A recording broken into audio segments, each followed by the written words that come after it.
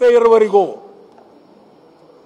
ಈ ನಾಡಿಗಾಗಿ ಕನ್ನಡಕ್ಕಾಗಿ ಹೋರಾಟ ಮಾಡಿ ನಾನಂತೂ ಸುಮಾರು ನಿಮಗೆ ನನ್ನ ಹೋರಾಟಗಳದನ್ನು ಲೆಕ್ಕವಿಲ್ಲದಷ್ಟು ಕನ್ನಡ ಬಿಟ್ಟು ಅತ್ತಿತ್ತ ಅಳ್ಳಾಡಿಲ್ಲ. ಸ್ವಲ್ಪ ಅಳ್ಳಾಡಿದ್ರು ನಾನು ಏನೇನೋ ಆಗಬೇಕಾಗಿತ್ತು, ಬೇಕಾಗಿಲ್ಲ. ಕನ್ನಡವೇ ಸಾಕು, ಇದೇ ಸರಿ, ಇದೇ ಹೋರಾಟ. ಇದ್ರ ಮುಂದೆ ಈ ತೀರ್ಮಾನಕ್ಕೆ ಬಂದಿದ್ದೀವಿ. ಈಗ ನಮಗೆ ಬೆಳಗಾವಿ ಉಳಿಸಬೇಕು, ಇದು ಬಹಳ. ಇಡೀ ಬೆಳಗಾವಿಯ ಸಂಪೂರ್ಣ ಅಧಿಕಾರಿಗಳನ್ನು ಬದಲಾವಣೆ ಮಾಡಬೇಕು. DC ತೆಗಿಬೇಕು. ಯಾರೋ ಮಾಡ್ರನ ಎಡ್ರ ಯಾರು SP ಎಡಾ ಮಾರ್ಟಿನ್ ಅಂತ ಅವರು ಇನ್ನು ಯಾರೋ ಇದ್ದಾರೆ.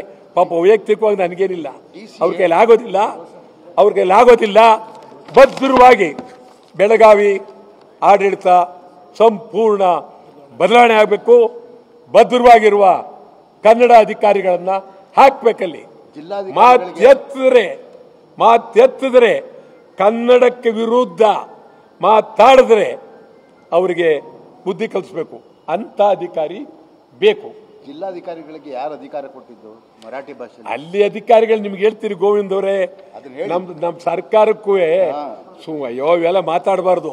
ಅದು ಒಂಥರ ವಿಚಿತ್ರವಾಗಿದೆ. ಇಲ್ಲಿ ಯಾರು ಹೇಳೋರಿಲ್ಲ ಕೇಳೋರಿಲ್ಲ.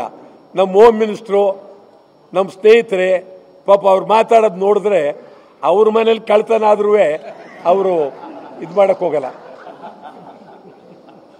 ಹೋಮ್ ಮಿನಿಸ್ಟರ್ ಮನೇಲಿ ಹಿಂಬಾಲಿರ್ಬೇಕು, ಕಳ್ತನ ಆಗೋಯ್ತು. ಹೌದಾ? ಯಾವಾಗಾಯ್ತು? ಆಯ್ತಾ? ಸರಿ, ನಾವು ಅದನ್ನ ಅಧಿಕಾರಿಗಳು ವಹಿಸಿದ್ದೀನಿ, ಅವರು ನೋಡ್ಕೊಳ್ತಾರೆ. ಆದ್ರೆ ನಿಮ್ಮ ಮನೇಲಿ ಆಗಿರೋದು ಕಣ್ರಿ, ನಮ್ಮ ಮನೇಲಿ ಆದ್ರೂ ಇದು ಕಾನೂನು ಬದ್ಧವಾಗಿ ಮಾಡಬೇಕಾಗತ್ತೆ.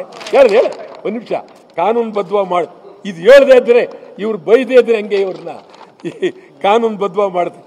ಪಾಪ ನಾನು ಈಗ ನಾನು ಇದನ್ನ ಹೇಳ್ತಾ ಇದ್ದೀನಿ, ಮುಗಿಸ್ಬಿಡ್ತೀನಿ. ನಮ್ಮ ಸ್ನೇಹಿತರುಗಳು ಬಹಳ MS ಶಿವಸೇನೆ,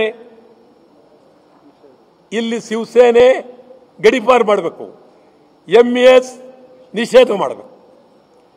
ಬೆಳಗಾವಿ ಜಿಲ್ಲೆಗೆ ಎಲ್ಲ ಅಧಿಕಾರಿಗಳನ್ನ ತೆಗಿಬೇಕು. ರಾಜಕಾರಣಿಗಳು ಕೂಡಲೇ ರಾಜೀನಾಮೆ ಕೊಡಬೇಕು. ಎಲ್ಲ ಪಾರ್ಟಿಯ ರಾಜಕಾರಣಿಗಳು ಸಂಭಾಜಿ ಪ್ರತಿಮೆ ತೆಗಿಲೇಬೇಕು.